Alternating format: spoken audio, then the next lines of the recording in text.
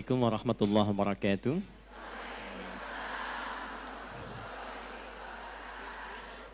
Alhamdulillahi rabbil alamin. Wassalatu wassalamu ala rasulina al-karim nabiyyina Muhammadin al-amin wa ala alihi wa sahbihi ajma'in. Wa ba'd. Faya ibadallah, ahbaballahi wa ahbaba rasulihi sallallahu alaihi wasallam. أوصي نفسي وإياكم بتقوى الله فقد فاز المتقون فلا تموتن إلا وأنتم مسلمون فقال تعالى يا أيها الذين آمنوا اتقوا الله حق تقاته ولا تموتن إلا وأنتم مسلمون. Para ibu sekalian, panitia dari Shaf Muslimah, seluruh jamaah, dan saya lihat ada juga beberapa jamaah pria, para bapak juga yang terhubung. Biasanya di balik pria yang sukses, di samping pria yang sukses, ada istri-istri yang tangguh. Nah, sekarang di belakang ibu-ibu jamaah pengajian di dalam masjid, ada pria-pria yang setia menanti di lahan-lahan luar. Mudah-mudahan keluarga kita semua diberkahi oleh Allah Subhanahu wa Ta'ala. Baik, para ibu sekalian dan teman-teman dimanapun berada, situasi yang kita alami dalam berkehidupan saat ini adalah situasi yang tidak sama dengan keadaan dan kondisi kehidupan di masa Nabi Sallallahu Alaihi Wasallam. Dulu di zaman Nabi belum ada dan tidak ada media sosial. Sekarang ada. Zaman Nabi nggak ada sepeda, sekarang ada. Apalagi kereta, apalagi pesawat.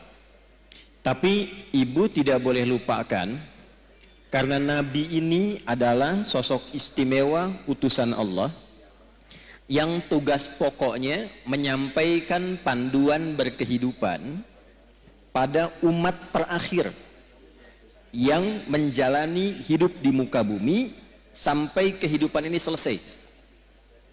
Jadi Nabi disebut oleh Allah sebagai Nabi penutup, Nabi akhir zaman, Nabi paling istimewa. Kita yang ikut Nabi juga masuk status umatnya sebagai umat akhir zaman. Karena Nabinya akhir zaman, umatnya pun umat akhir. Jadi ibu ini manusia akhir zaman ini. Sama dengan saya gitu ya. Yang dimaksud akhir zaman itu begini, supaya tidak keliru menafsirkan. Akhir zaman itu maksudnya periode masa hidup manusia sampai akhirnya kehidupan, sampai selesai kehidupan di bumi ini. Jadi dari masa Nabi sampai akhir kehidupan yang kita belum tahu kapan, itu maksudnya yang disebut dengan akhir zaman. Dengan ditutupnya oleh Nabi terakhir, dimulai masa akhir zaman sampai kehidupan selesai. Paham ibu? Halo, paham? Nah, jadi jangan selalu diartikan kalau bicara akhir zaman besok kiamat misalnya, ya. Nah, akhir zaman itu dari mulai Nabi diutus sampai terjadi kiamat, itu akhir, puncaknya terjadi apa? Kiamat. Nah, yang penting bagi kita belajar itu, ini yang jarang dikupas, jarang dibahas. Nabi itu karena tugasnya oleh Allah ditetapkan sebagai penjelas, pembimbing, penerang, maka di antara yang beliau jelaskan itu bukan hanya hukum fikih tentang cara sholat, cara kita baca Al-Quran, cara zakat, umrah, haji, puasa, tapi juga beliau dituntun, dibimbing oleh Allah untuk menerangkan keadaan di setiap perpindahan zaman sampai akhirnya. Misal, Nabi pernah komen begini dalam sabdanya. Kalau beliau sudah komen, kita langsung subscribe aja ya, sama like, gak usah ikut komen lagi. Khairul qarni, era terbaik itu kata Nabi, eraku. Kemudian era setelahku, sahabat. Kemudian era setelah itu, tabi'in. Jadi ada era Nabi, era sahabat, era tabi'in, kemudian yang dekat ke tabi'in. Semakin berganti eranya, akan semakin banyak masalahnya. Ada satu kalimat Nabi, nanti yang akan jadi ukuran kira-kira kita itu hidup di era yang bagaimana situasinya. Nanti kalau sudah paham, oh saya hidup ini di era yang seperti ini. Bagaimana cara menjalani kehidupan di era itu supaya selamat hidupnya di dunia dan selamat juga saat kita kembali ke akhirat kelak. Nah, sekarang saya bacakan dulu satu hadis. Nanti menurut ibu kira-kira kita sudah berada di era itu atau belum? Karena di zaman Nabi itu belum terjadi. Ya, paham? Nah, kalau sudah paham, mari kita tutup kajian kita. Tenang ya Bu ya. Yuk kita bacakan hadisnya pelan-pelan. Qala Rasulullah sallallahu alaihi wasallam. Untuk menyingkat saya langsung sanadnya kepada Rasulullah sallallahu alaihi wasallam. Yushiku alla taquma as-sa'atu hatta tadhhara al-fitanu wa yakthura al-kadhibu wa yuqbada al-ilmu wa tataqarabu al-aswaqu wa yakthura al-kadhibu. Paham? Tidak.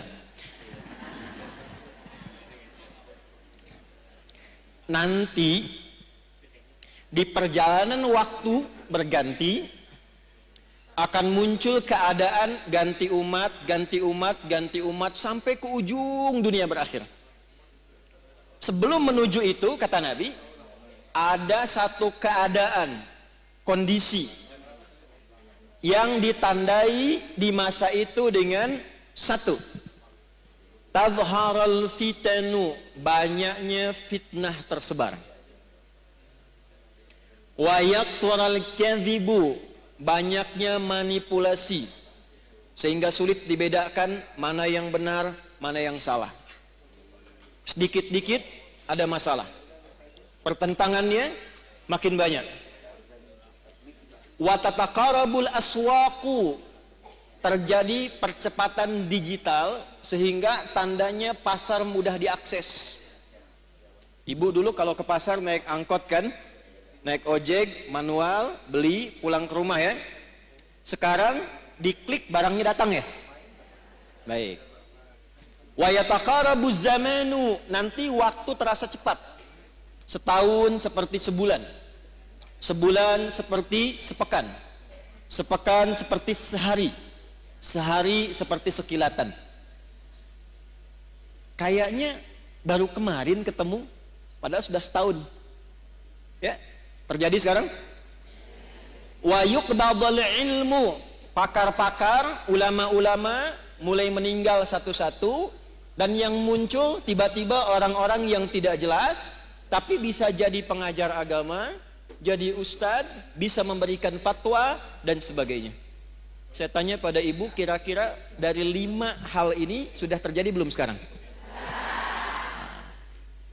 Percepatan digital, sudah ada media sosial sekarang. Kalau ibu dulu curhatnya sambil masak, sekarang mau masak sudah bikin status. Teman-teman, kira-kira menu apa ya yang cocok untuk hari ini? Nah, ya? Nah, ternyata ketika era itu muncul, masalahnya makin banyak. Jadi penipuannya sekarang bukan hanya offline, bisa jadi online. Saya itu seumur hidup belum pernah mengisi kajian tentang garam, Bu. Tapi tiba-tiba saya lihat video ada tentang garam ruqyah. Videonya adalah saya, suaranya seperti saya, ya. Dan video yang diambil itu video yang menerangkan tentang bersih-bersih, mandi besar. Kemudian dicuplik videonya, diganti frekuensi suaranya menjadi dagang garam ruqyah. Anda bayangkan? Pernah lihat? Berarti sudah terjadi belum eranya? Sekarang pertanyaannya, ketika masalahnya makin banyak, pertentangannya makin rumit, kadang sulit dibedakan mana yang asli, mana yang palsu, bagaimana cara kita selamat melewati masa itu, sehingga apapun tugas yang kita jalani dalam kehidupan, Ibu sebagai, maaf, istri, sebagai ibu rumah tangga, mungkin juga berkarir dan sebagainya. Bagaimana menjalani pekerjaan dengan selamat dan kembali kepada Allah dengan bahagia dan mendapatkan rahmat Allah Subhanahu wa taala. Jangan dulu amin, kita bahas dulu ya. Saya nggak akan tanya ibu kelihatan apa enggak ya. Kelihatan? Belum. Emang belum saya tulis, masa kelihatan? Ya, satu, kita kasih dalilnya dulu ya, supaya nanti ada landasan di Al-Qur'annya bagaimana, di hadisnya seperti apa. Judulnya Panduan Selamat Dunia Akhirat berdasarkan petunjuk Al-Qur'an dan Sunnah Nabi SAW. Satu, Al-Qur'an surah ketiga Ali Imran ayat 102. Saya kotaki, mohon maaf. Ini nanti diantara ayat yang tiap pekan oleh Nabi disampaikan dalam kesempatan khutbah Jumat. Para suami, para ayah, lelaki itu dikumpulkan di masjid untuk membawa isi ayat ini supaya pesannya disampaikan ke rumah. Jadi penting saya sampaikan pada para laki-laki yang Jumatan, ini bukan kalimat formal untuk membuka hanya sekedar khutbah, bukan. Tapi pesannya bawa ke rumah, jaga istrinya, jaga anaknya, jaga keluarganya dengan isi ayat ini. Dua, kita lanjutkan ke hadisnya. Turunan dari ini ditemukan di hadis riwayat Muslim. Imam Muslim nomor hadis yang ke-8. Periwayatnya sahabat Umar bin Khattab radhiyallahu taala anhu. Dah? Ini punya cabang 5. 1, 2, 3, 4, 5. Cabang yang pertama, dalil Qur'annya surah ke-47 ayat 19. Turunannya surah paling favorit di muka bumi, Quran surah ke-112 Al-Ikhlas. Hadisnya, karena ini kajian ibu-ibu, kita ambil ibunda kita Sayyidah Aisyah. Hadis riwayat Sayyidah Aisyah radhiyallahu taala anha, didokumentasikan oleh Imam Al-Bukhari dalam kitab sahihnya nomor hadis 7375. Riwayat yang kedua dari sahabat Abu Sa'id Al-Khudri.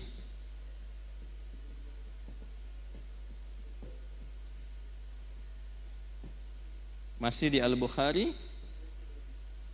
Ini sudah saya cek ya Bu ya, insya Allah betul. Nomor hadis 7374. Sudah? Ini kisi-kisinya ada yang bawa mobil tadi, Kijang Toyota Sport yang lama, yang biru dongker, platnya 1427 MC. Nah itu ada tulisan di atasnya itu nanti surat yang terkait dengan ini. Di depan ada mobil parkir tadi saya lewat. Nomor platnya 1427 MC itu di belakang. 2. Ini turunannya Quran surah kedua di ayat 45 sampai 46. Tulis Quran surah ke-29 ayat ke-45. Hadisnya kita ambil yang sahih juga. Hadis riwayat Al-Bukhari, juga hadis riwayat Muslim, yang meriwayatkan sahabat Abu Hurairah. Karena Al-Bukhari sudah, kita masukkan yang Muslimnya supaya lengkap. Nomor hadis 393 sampai 397. Kemudian yang tokoh yang mengalaminya namanya Khalad bin Rafi' Az-Zuraiqi. Nah, Sampai ke tokohnya kita cari supaya maksimal. Ya, kita mulai ya. Setiap pekan dalam kesempatan Jumat, Nabi senantiasa membuka khutbahnya dengan satu ayat Al-Quran, satu ayat saja, tapi memberikan pedoman keselamatan yang pokok. Gampangnya gini, kalau ibu ingin selamat di dunia ini, aktivitasnya apapun, mau ibu pebisnis, pedagang, di rumah, jadi perawat, apapun itu, suami kerjanya apapun, ingin selamat kehidupannya di dunia, sampai dijamin selamat pulang ke akhirat, maka pokoknya ada di ayat ini. Jaga ayat ini, amalkan isinya, pekerjaan apapun insya Allah selamat. Ayatnya ada di Quran surah ketiga Ali Imran di ayat 102 yang tadi saya baca di awal pembukaan kajian. A'udzubillahi minasyaitonirrajim. Ya ayyuhalladzina amanu ittaqullaha haqqa tuqatih wa la tamutunna illa wa antum muslimun. Yuk kita bedah pelan-pelan ya. Kita bagi 3 ayatnya. 1, ya ayyuhalladzina amanu.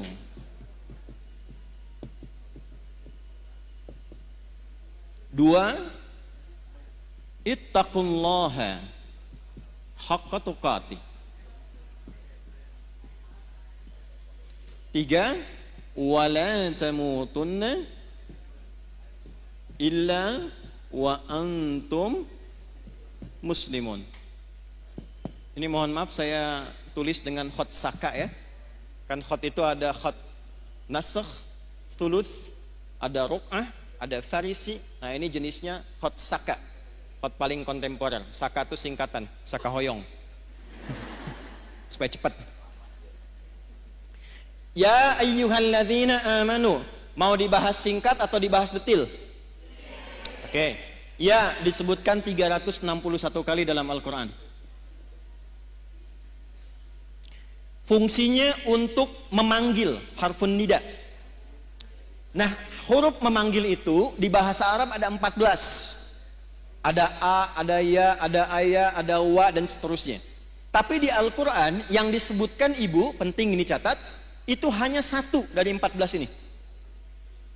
Ini qadarallah kajian kami yang terakhir di disertasinya membahas tentang kajian gramatikal Quran 30 juz dari Al-Fatihah sampai An-Nas. Nah, ya ini satu-satunya huruf panggilan yang disebutkan dalam Al-Quran. Ternyata rahasianya, yaitu memiliki fungsi, memiliki dan mewakili seluruh fungsi huruf-huruf nida yang lain. Misal, huruf nida itu huruf panggilan, Bu. Ya, ibu nida, ibu panggilan. Dipanggil suami, panggil anaknya dan sebagainya. Ya, memanggil yang dekat. Ya, memanggil yang menengah. Ya, memanggil yang jauh. Ya, bisa untuk minta tolong. Ibu sedang tawaf, tiba-tiba misalnya ada kondisi tertentu, kejepit, terus minta tolong. Ibu tinggal panggil dengan 1 huruf. Ya, nengok semua tuh. Ya, yang dekat, yang menengah, yang jauh. Nidaul qarib, nidaul mutawassit, nidaul ba'id. Pelan-pelan. Ayyuha disebutkan 150 kali dalam Al-Quran. Ayyunya namanya munada kalau di ilmu nahwu, berfungsi menguatkan hukum. Haknya namanya hak tanbih, berfungsi mengingatkan. Nanti sampai sini belum paham, kalau sudah kita terangkan jelas baru mengerti. Alladzina disebutkan 1080 kali dalam Al-Quran. Ini namanya konjungsi, kata sambung, isim mausul, tapi menunjuk pada objek, orangnya tanpa kecuali, siapapun. Mau laki-laki, mau perempuan, berapapun usianya, siapakah dia, besar, kecil, tua, muda, apakah dia diberikan kekuatan dengan kedudukan, harta melimpah atau orang biasa, semua tanpa kecuali. Jadi kalau ada ayat Quran dibuka dengan kata alladzina amanu, artinya Allah tidak membedakan siapapun sepanjang dia merasa punya iman. Yuk kita terjemahkan dengan ilmu tadi. Ya ayyuhalladzina amanu, hei semua yang masih merasa punya iman dalam dirinya. Aku tidak melihat apakah engkau merasa kaya, orang biasa, punya kedudukan, laki-laki kah, perempuan kah, besar kah, kecil kah, tua kah, muda kah, ulama kah, orang biasa kah, sepanjang engkau merasa punya iman kepadaku, dimanapun kau berada. Apakah engkau merasa dekat, menengah, atau engkau sedang berada di tempat yang jauh, sepanjang engkau merasa punya iman, aku tegaskan, aku ingatkan, aku tegaskan, aku ingatkan. Nah, kalau tahu begitu beda kan ya ngajinya ya. Ibu kalau menemukan kalimat seperti itu di Quran, artinya kita sedang disentuh langsung oleh Allah. Allah nggak lihat status kita, nggak lihat status sosial, tidak melihat status berkehidupannya, apakah berkeluarga atau belum. Yang penting merasa punya iman. Ingat ya Bu ya, ingat baik-baik ini. Saya berikan satu rahasia penting di dalam pembuka ayat ini, tapi ini diantara kita saja.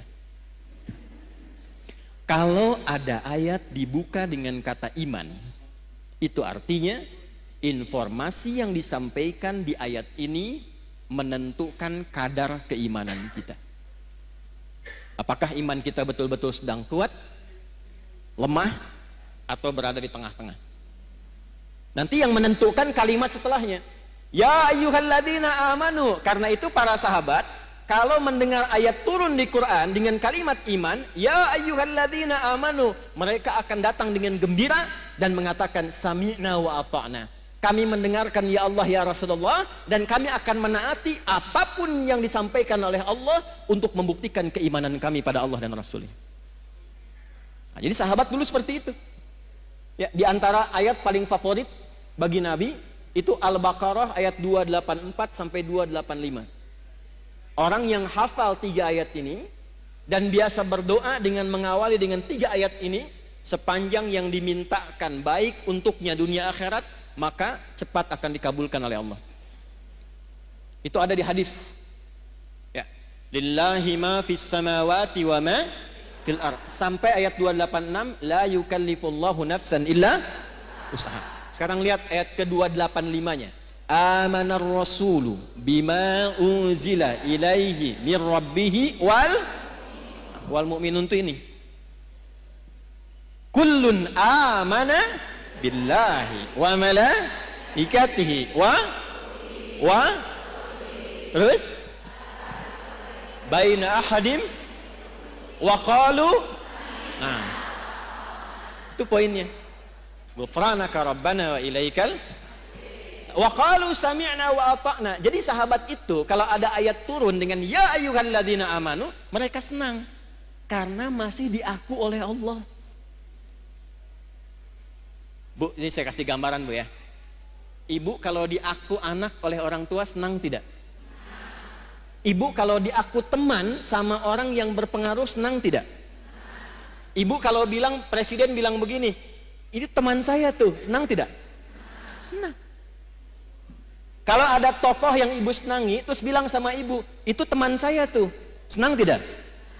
Sekarang Allah mengakui keimanan kita, kita dianggap sebagai hamba Allah. Dan dikatakan, ya ayyuhalladzina amanu, hei hamba-hambaku yang yakin punya iman kepadaku. Ibu senang tidak? Masa? Bukti senangnya apa? Dulu sahabat itu kalau ayatnya turun, ya ayyuhalladzina amanu, mereka langsung wajahnya gembira. Karena tahu imannya diaku hamba sama Allah tuh. Terus nunggu, ya Allah perintah apa? Sami'na, kami akan mendengarkan dengan fokus, wa ata'na, setelah kami dengar, kami akan amalkan, kami taati. Jadi bukan sami'na wa nanyaina. Kami dengar, kami klarifikasi dulu gitu ya. Nah, sahabat tidak begitu. Nah, sekarang ini poinnya. Jadi di sini ada ukuran iman, bahasa kerennya parameter iman.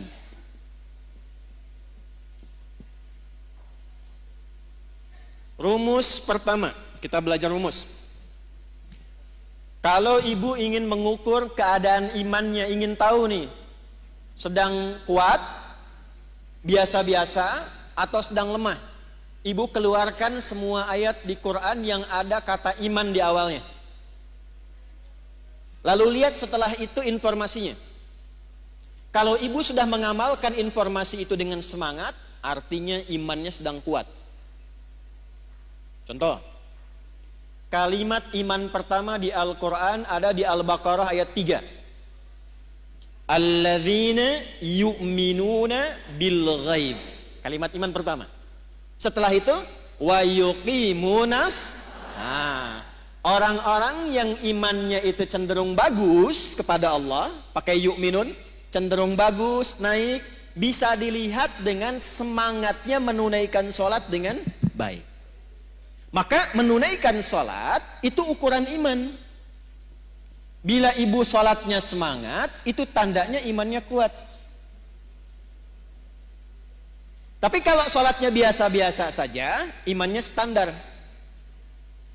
Kalau malas-malas, imannya lemah. Misal, di An-Nisa ayat 103. فَإِذَا قَضَيْتُمُ الصَّلَاةَ فَاذْكُرُوا اللَّهَ قِيَامًا وَقُعُودًا وَعَلَى جُنُوبِكُمْ فَإِذَا اطْمَأْنَنْتُمْ فَأَقِيمُوا الصَّلَاةَ إِنَّ الصَّلَاةَ كَانَتْ عَلَى الْمُؤْمِنِينَ كِتَابًا مَوْقُوتًا. Saya baca terjemahannya pakai ilmunya. Secara singkatnya begini, di ujungnya. Orang beriman itu pasti menjaga dan mengetahui waktu sholat. Jadi ada orang yang saking kuatnya iman, bukan hanya nunggu panggilan sholat, bu, waktu sholat pun dia hafal. Tuh, subuh jam berapa tadi? Nggak usah deket sini. Jam berapa? 4:17, 4:20, 18. Terjadi perbedaan pendapat tentang waktu sholat subuh. Gak apa-apa, ini menunjukkan ibu berada dari daerah yang berbeda-beda, ya. Kiara Condong, Soreang, ya. Alhamdulillah. Karawang, ada, masya Allah. Bekasi, baik, ya. Bekasi memang agak jauh dikit. Nih, kita ambil tengah-tengah subuh 4:18 misal. WIB, waktu Indonesia bagian Bandung. Adzan di Istiqamah. Allahu Akbar, Allahu Akbar. Ibu dengar 4:18. Begitu ibu dengar adzan, ibu langsung siap-siap. Ya, dipanggil sholat, langsung siap-siap. Nah, ini menunjukkan imannya ibu itu standar. Nah, belum kuat. Awas, hati-hati. Suami ibu kerja di kantor jam 7 masuknya, datang jam 7, standar tidak? Standar. Kalau suami ibu datang jam 6, nah itu melebihi standar istimewa. Dipanggil 4:18, ibu sadar dan siap-siap 4:18, standar tidak? Standar, belum kuat. Kalau ibu bangun jam 3, sebelum dipanggil siap-siap, warming up dulu tahajud, istighfar dulu, supaya frekuensinya ibadah kepada Allah nyambung, sholatnya khusyuk, baru imannya kuat. Tapi kalau dipanggil 4:18, baru bangun 8:14, nah, itu iman lemah. Jadi yang ini, yang kuat, ini orang yang merasa dekat dengan Allah. Saking dekatnya dia siap-siap sebelum dipanggil. Yang ini yang standar, yang menengah, kapan dipanggil, datang. Yang ini udah dipanggil-panggil masih ngitung, dah qomat belum?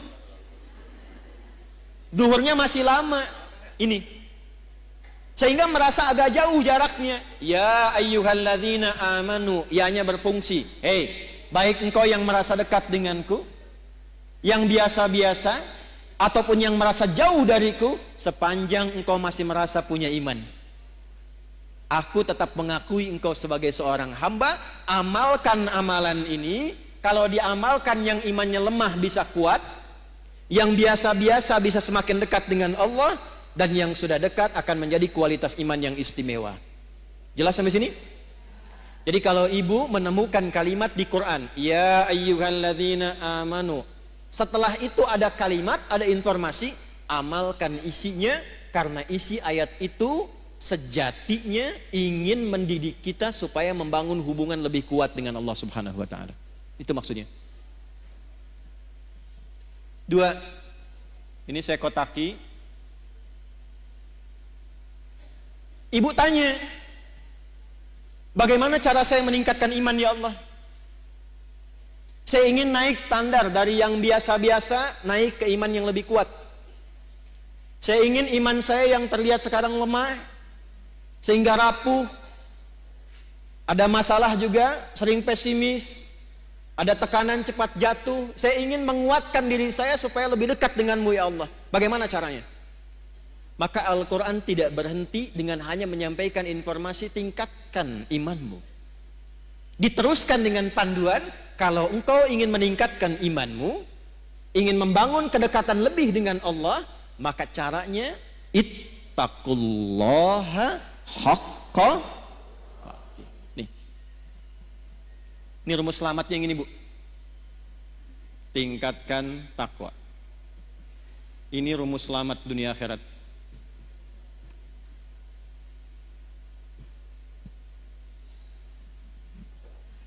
Tahan ya, karena itu saya kotaki. Tingkatkan apa? Pelan-pelan. Jadi kalau ibu bertanya, apa rumus selamat dunia akhirat dalam Al-Quran dan hadis? Bahasa Qurannya sederhana. Tingkatkan takwa secara serius dan benar. Tingkatkan takwa secara serius dan benar.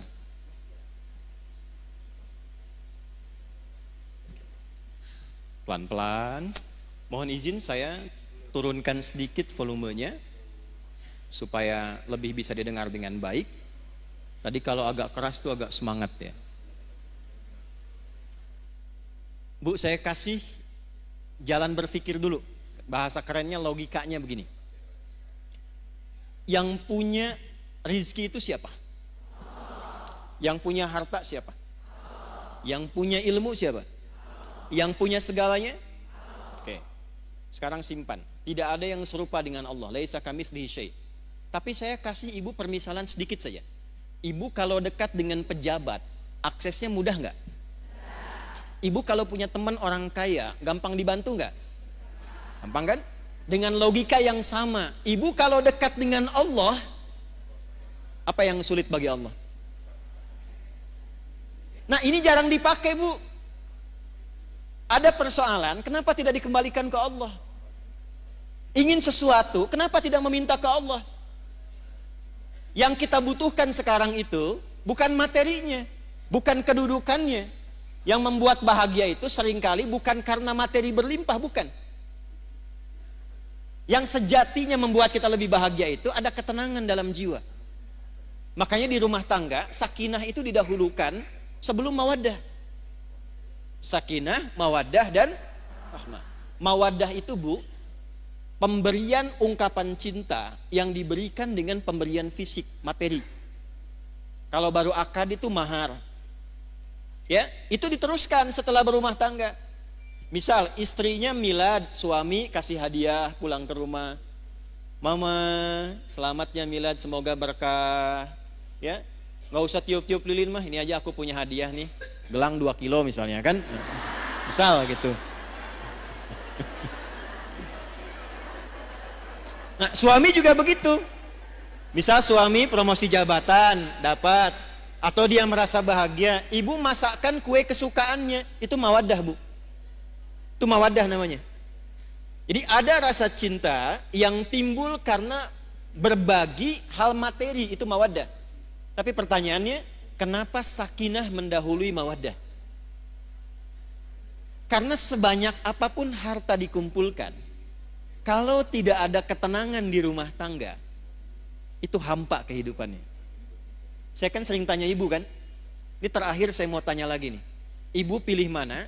Kaya tapi gelisah atau miskin tapi tenang? Tidak ada pilihan ketiga. Dua aja. Dua aja. Saya tahu, saya belum bilang pun lihat wajah ibu sudah paham saya. Pasti cari yang ketiga. Kaya tapi gelisah atau miskin tapi tenang?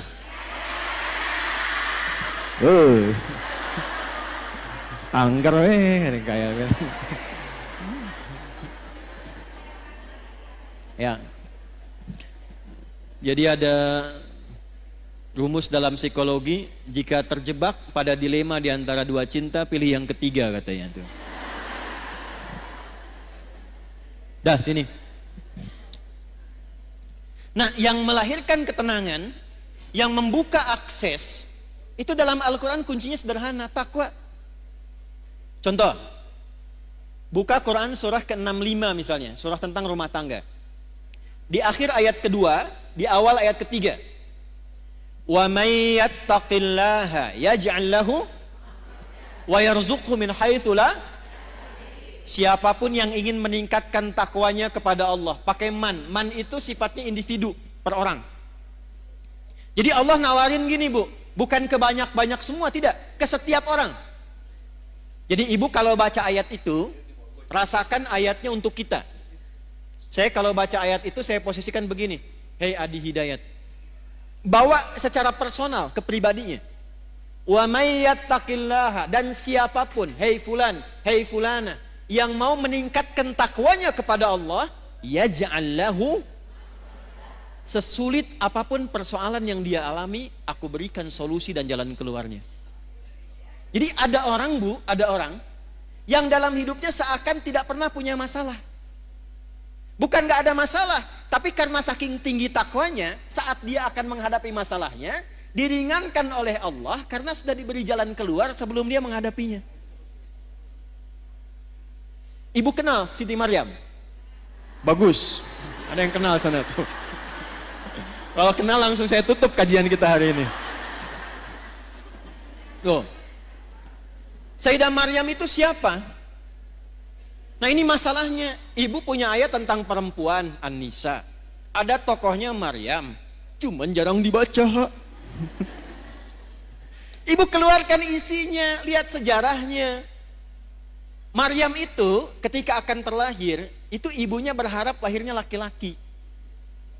Karena ada berita dalam kitab suci sebelumnya, di masa ibunda itu tinggal, namanya Hannah, suaminya Imran. Ada tanda-tanda akan lahir dari rahim seorang perempuan terbaik di masa itu, seorang nabi dan rasul. Semua sepakat Hannah itu orang terbaik, perempuan paling solihah di masanya, suaminya saleh. Kemudian ketika mengandung, berharapnya laki-laki. Imrannya meninggal sebelum lahir anaknya. Begitu lahir, lahirnya perempuan. Ibu pengen laki-laki, keluar tiba-tiba perempuan. Nah anak ini unik bu, nanti kalau dalam kajian lain fikih rumah tangga, kita akan bahas salah satunya hikmah tentang anak. Kenapa kok bisa pengen laki-laki keluar perempuan? Pengen perempuan lahir, pengen cepat tiba-tiba lambat, pengen ditunda tiba-tiba lahir lagi. Enggak, itu ada hikmahnya. Tapi saya mau langsung masuk ke Maryam. Begitu lahir perempuan, beliau langsung berkata begini, ya Allah perempuan. Quran surah 3 ayat 36. Takwanya ayat 37-nya. Falamma wada'atha qalat rabbi inni wada'tuha untha. Ketika dilahirkan ternyata yang lahir itu perempuan, Hannah berkata begini, ya Allah perempuan, saya pengennya laki-laki. Apa jawab Allah? Wallahu a'lamu bima wada'at wa laysa dzakaru kal untha. Allah lebih mengetahui hikmah rahasia di balik kelahiran setiap anak. Kamu jangan simpulkan perempuan seperti pikiranmu. Perempuan pun punya keistimewaan yang tidak dimiliki laki-laki. Coba ibu sepanjang berkehidupan pernah menemukan gak keistimewaan yang dimaksud di ayat ini apa? Ibu tuh istimewa bu. Nanti Pak pas pengajian bapak-bapak saya bahas yang laki-laki Pak, tenang. Enggak, saya katakan gini, ini ayat turun saat perempuan tuh direndahkan Bu. Ya, direndahkan, dianggap bahkan tidak sempurna. Ada ibadah di satu keyakinan, kalau isinya masih perempuan belum bisa berlangsung. Ada disamakan dengan sosok yang sangat tidak baik dan sebagainya. Jadi saat perempuan direndahkan, Islam datang dengan ajaran mengangkat derajat perempuan dan mengatakan perempuan punya keistimewaan yang tidak dimiliki laki-laki. Lalu wa inni sammaituha Maryam, diberi namalah anak perempuan itu dengan nama apa? Maryam. Yang mau saya katakan bukan Maryamnya. Yang mau saya katakan hal pertama yang dilakukan oleh ibunda Maryam, Hana, itu melatih Maryam supaya membangun kedekatan lebih dengan Allah. Jadi yang diajarkan pertama kali Bu, ya, yang disiapkan itu bukan bagaimana nanti bajunya, bagaimana popoknya, bagaimana seluruh fasilitas dunianya. Ya, kalau didapati kan era sekarang walau tidak semuanya, kalau mau lahiran kan banyak disiapkan itu perlengkapan lahirannya kan. Pernah nggak terfikir ketika anak ini lahir, yang terfikir pertama bagaimana anak saya ini bisa dekat dengan Allah? Itu dulu. Bagaimana anak saya yang lahir kenal Allah? Sehingga ketika dia dekat, hisab saya ringan di hadapan Allah, saya pulang. Itu poinnya. Berapa di antara ibu muslimah yang ketika mengandung dan melahirkan memiliki cara berpikir seperti ini. Ketika lahir, yang dia pikirkan bagaimana anak saya bisa kenal dengan Allah. Sekarang ibu lihat apa yang terjadi. Ketika anak ini didekatkan dengan Allah bahkan sejak dalam kandungan. Ayat 35-nya itu sudah didekatkan dengan Allah Bu dalam kandungannya. Idh qalat imra'atu Imran rabbi inni nadhartu laka ma fi batni muharraran fataqabbal minni. Ketika istrinya Imran memberikan inspirasi kepada perempuan-perempuan di muka bumi, para muslimah. Ketika beliau mengandung, beliau dekatkan anaknya dengan Allah dan mengatakan, ya Allah, saya bernazar ketika dia lahir, anak ini akan saya dekatkan denganmu. Maka di era Nabi dicontohkan dari kandungan, sudah berdoa, turun Quran surah 7 ayat 189. Dalam kandungan suami istri mulai berdoa, suaminya cari yang halal, istrinya banyak sholat, banyak baca Quran. Jadi ketika lahir itu sudah ada bekal-bekal awal supaya kenal Allah. Maka apa yang terjadi? Begitu anaknya lahir, wa inni sammaituha Maryam, diberi nama sesuai harapannya. Nama itu penting Bu. Misal ibu pengen punya anak yang ahli Quran. Ibu kasih nama misalnya kalau ahlinya itu sampai paham, Ahmad Faqihul Quran misal. Di situ ada doa. Oh saya pengen anak saya yang kedua dekat dengan Nabi. Ibu beri nama misalnya Amelia Habibatul Mustafa. Aku harapkan anak ini tumbuh jadi kekasihnya Nabi. Dicari ketika lahir, berikan nama sesuai dengan harapan yang ibu inginkan. Maryam di antara maknanya, di antaranya sosok yang menjaga diri. Sehingga dengan penjagaan itu ia selalu dekat dengan Allah. Yang Allah senangi dikerjakan. Kalau Allah nggak suka dia tinggalkan. Yang Allah inginkan dia ikuti. Allah nggak suka dia jauhi. Itu Maryam namanya. Maka ibu itu menyiapkan fasilitas untuk menempa anaknya supaya dekat dengan Allah. Maka dimintakan kepada pamannya yang seorang nabi namanya Zakaria untuk dibimbing anaknya. Dibuatkan tempat namanya mihrab. Di tempat itulah dididik anak itu supaya meningkatkan takwa kepada Allah. Ibu lihat apa yang terjadi. Sebelum anak itu membutuhkannya, Allah sudah kirimkan seluruh kebutuhannya. Fataqabbalaha rabbuha biqabulin hasani wa ambataha nabatan hasana. Perhatikan, ini poinnya. Kalau ada seorang ibu, ayah, suami istri, dia menyiapkan anaknya supaya dekat dengan Allah sejak dini, maka Allah yang akan merawatnya sampai dia tumbuh berkembang. Merawat itu maksudnya memperhatikan dia, menjaga dia, mengalirkan kebutuhan dengan baik. Wa kafalaha Zakaria, tapi tetap mesti ada ikhtiar. Jangan ibu biarkan dari awal, ya Allah, saya sudah bacain dia Yasin, Al-Kahfi, Baqarahan, Anisaan, sekarang terserah engkau ya Allah. Nggak bisa begitu. Cari sekolah yang baik, cari orang baik untuk ngajar, ustadznya cari. Nanti dengan ikhtiar itu turunlah rizki dari Allah. Wa kafalaha Zakaria, perhatikan. Kullama dakhala 'alaiha Zakaria al-mihraba wajada 'indaha rizqa. Setiap Nabi Zakaria ingin memberikan kebutuhan Maryam, mau ngantarkan makanan, ngantarkan bebuahan, ngantarkan pakaian, sudah ada di mihrabnya Maryam, Bu. Mau ngantar buah, buahnya sudah ada. Kalau musim anggur ada anggur, wajar. Ini musim jeruk, bukan musim anggur, tapi ada anggur. Nanya, Zakaria tuh nanya, pamannya alaihissalam. Nanya ini untuk mengkonfirmasi ketakwaannya kepada Allah. Tahu, ini anugerah Allah tahu, tapi untuk menguji, saya ngajar dia berhasil enggak? Dia kenal Allah tidak? Maka ditanya oleh pamannya, ya Maryamu anna laki hadza. Maryam dari mana semua ini? Perhatikan jawabannya. Anak yang dikenalkan dengan Allah sejak dini, maka yang keluar di lisannya kalimat-kalimat yang menyucikan Allah. Subhanallah, alhamdulillah, Allahu Akbar. Maka apa yang keluar di lisan Maryam? Qalat huwa min indillah. Paman, semua ini anugerah Allah. Innallaha yarzuqu may yasha bighairi hisab. Allah akan mengalirkan rizki pada hamba yang dikehendakinya tanpa batasan. Siapa hamba yang dikehendaki di sini? Yang meningkatkan takwa. Ini. Jadi kalau anak-anak ibu dari awal didekatkan, dikenalkan dengan Allah, itu yang keluar nanti kenal Allah, Bu. Saya pernah lihat satu video dulu, ada anak mau disuntik masih kecil. Yang keluar tuh subhanallah, astagfirullah, dosa apa aku ya Allah, astagfirullah, gitu. Kan? Tapi tidak sedikit juga anak-anak yang mau disuntik harus dikenalkan dengan mainan dulu gitu kan, dan sebagainya. Tidak salah, tidak. Tapi kalau ingin dijaga dirawat oleh Allah, maka kenalkan sejak dini. Maka Bapak Ibu, Bapak tuh ada Bapak di sana, Ibu di sini, supaya terbawa juga suasananya.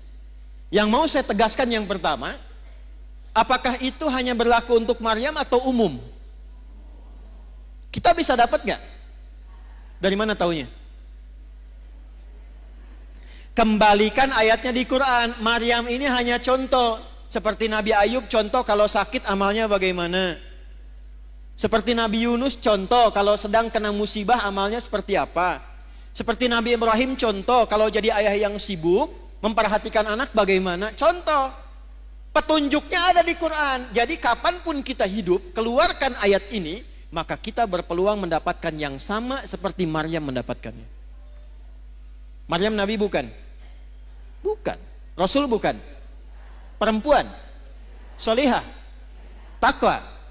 Dapat. Ibu Nabi bukan? Sama dengan Maryam.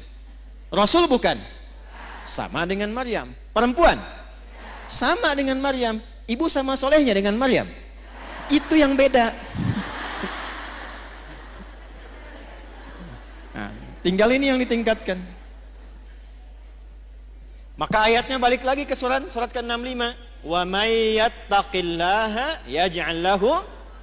Bukan hanya Maryam, siapapun. Dulu ada Maryam, sekarang misalnya ada Iis, ya, ada Ina, ada Eti, ya. Ada Ici, ada macam-macam lah, silahkan gitu kan. Ada Siti, ada macam-macam. Silahkan siapapun namanya, karena kalimat Qur'annya nawarkan umum untuk personal. Man, kamu mau tingkatkan takwa, aku berikan hal yang serupa. Bu, tolong catat ini ya. Tidak ada orang hidup tidak punya masalah, itu nggak ada. Nggak ada. Saya ulangi ya. Tidak ada orang hidup yang tidak punya masalah. Masalah itu Allah kirimkan bukan ingin membuat kehidupan kita bermasalah, bukan. Tapi ingin meningkatkan kualitas kehidupan kita agar lebih baik dari sebelumnya. Karena kalau tidak diuji, Bu, kemampuan kita tidak keluar. Anak-anak ibu yang sekolah itu, ada ujian nggak? Kalau nggak ada ujian, itu ibu nggak akan tahu anak ibu tuh benar nggak belajarnya. Ilmunya dapat enggak? Untuk menguji bahwa dia sudah dapat ilmu, punya kemampuan baru, mesti ada ujian. Nanti kalau sudah pintar, naik kelas dia, menghadapi masalah yang baru. Dengan logika yang sama, hidup juga begitu. Kalau datang masalah, berbahagialah. Karena ketika Allah kirimkan masalah itu, bukan ingin membuat kita bermasalah, bukan. Tapi supaya kemampuan kita bertambah, dan memudahkan kita mengatasi berbagai macam persoalan kehidupan berikutnya. Cuma kalau ibu ingin cepat mengatasi masalah itu, dibuat gampang oleh Allah. Caranya tingkatkan takwa. Sehingga setiap masalah yang datang, sebelum datang diringankan dulu oleh Allah. Seakan-akan gak ada masalah. Ustadz juga sama, Bu, punya masalah. Serius. Bahkan masalahnya kadang itu lebih banyak dari ibu. Itu masalah ibu ditanyakan juga ke saya. Nanti ada pertanyaan tuh. Di poinnya ini, siapa yang mau bahagia angkat tangan? Sudah cukup turun. Ya. Ternyata rumus bahagia bukan harta, bukan kedudukan. Itu banyak public figure, kaya-kaya, menikah sebulan, 2 bulan, masalah. Ternyata faktornya bukan karena terkenal, bukan karena harta. Yang ingin bahagia, rumusnya takwa. Quran surah kedua di akhir ayat 189. Ayat 189 di surah Al-Baqarah ditutup dengan kalimat begini, wattaqullaha la'allakum tuflihun. Jika engkau ingin bahagia, maka tingkatkan takwamu kepada Allah. Bertakwalah kepada Allah, maka hidupmu cenderung bahagia. Siapa yang ingin pintar, ya kan? Yang kepintarannya berkali lipat, ternyata rumusnya takwa. Ditemukan di mana? Di Quran surah kedua Al-Baqarah di akhir ayat 282. Ayat paling panjang di Al-Quran, menyampaikan ilmu yang termasuk rumit, tapi ditutup dengan kalimat wattaqullaha wa yu'allimukumullah. Engkau tingkatkan takwamu kepada Allah, Allah tambahkan dan ajarkan pengetahuan-pengetahuan yang mudah. Ini kuncinya.